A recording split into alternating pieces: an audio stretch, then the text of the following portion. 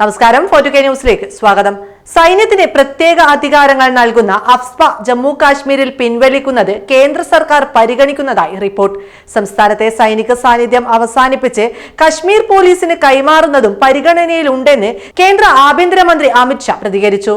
JK media ഗ്രൂപ്പിന് നൽകിയ അഭിമുഖത്തിലാണ് അമിത്ഷാ ഇക്കാര്യം ചൂണ്ടിക്കാട്ടിയത്. 1958 ഇന്ത്യൻ പാർലമെന്റ് നടപ്പിലാക്കിയ നിയമമാണ് സായുധ സേന പ്രത്യേകാധികാര നിയമം അഥവാ അഫ്സ്പ. ഈ നിയമം പ്രക്ഷുബ്ധമായ പ്രദേശങ്ങളിൽ പൊതു ക്രമസമാധാനം നിലനിർത്തുന്നതിന് ഇന്ത്യൻ സായുധ സേനയ്ക്ക് പ്രത്യേക അധികാരം നൽകുന്നതാണ്. ഇത് നടപ്പാക്കുന്ന സ്ഥലങ്ങളിൽ സൈന്യത്തിന് അമിത അധികാരമാണ് വ്യവസ്ഥ ചെയ്യുന്നത്.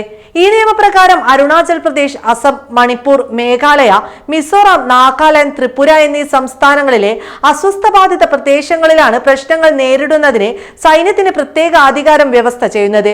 1990 ജൂലൈയിൽ the armed force special powers act എന്ന പേരിൽ ജമ്മു കാശ്മീരിലേക്കും ഈ നിയമം വ്യാപിപ്പിച്ചു. നിയമം ലംഘിക്കുന്നവർക്കോ 5ൽ കൂടുതൽ പേർ സംഘം ചേർന്നാലോ ആയുധങ്ങൾ കൈവശം ചെയ്താലോ ബലപ്രയോഗത്തിനും വെടിവെക്കുന്നതിനും സായുധ സേനയ്ക്ക് നിയമം അധികാരം നൽകുന്നു. ഇത്തരം നടപടികൾ കരസേന ഓഫീസർമാർക്ക് നിയമപരിരക്ഷയും വ്യവസ്ഥ ചെയ്തിട്ടുണ്ട്.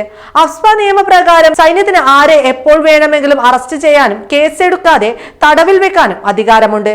സർക്കാരിനെതിരായ കൂട്ടം കൂടുകയോ നിയമം കയ്യിലെടുക്കുന്നതായി തോന്നുകയോ ചെയ്യുന്ന സമയങ്ങളിൽ സൈന്യത്തിന് ഇടപെടാവുന്നതാണ്.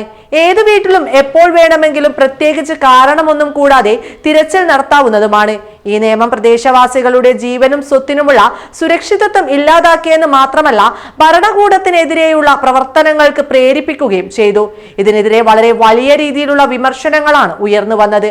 പക്ഷെ അതൊന്നും കൂട്ടാക്കാതെ നിയമവുമായി മുന്നോട്ടു പോകുന്ന കാഴ്ചയാണ് കാണാൻ സാധിച്ചത്. എന്നാൽ ഇപ്പോൾ അത് പിൻവലിക്കാൻ തയ്യാറായിരിക്കുകയാണ് കേന്ദ്ര സർക്കാർ. അതും ജമ്മു കാശ്മീരിലാണ് അഫ്സ നിയമം പിൻവലിക്കാൻ കേന്ദ്ര സർക്കാർ തീരുമാനിച്ചിരിക്കുന്നത്. നേരത്തെ ജമ്മു കാശ്മീർ പോലീസിന് വിശ്വാസ്യത ഉണ്ടായിരുന്നില്ല. എന്നാൽ ഇപ്പോൾ അവർ ദൗത്യങ്ങൾ നയിക്കാൻ കഴിയും വിധത്തിൽ മെച്ചപ്പെട്ടതായും അമിത്ഷാ പ്രതികരിച്ചു.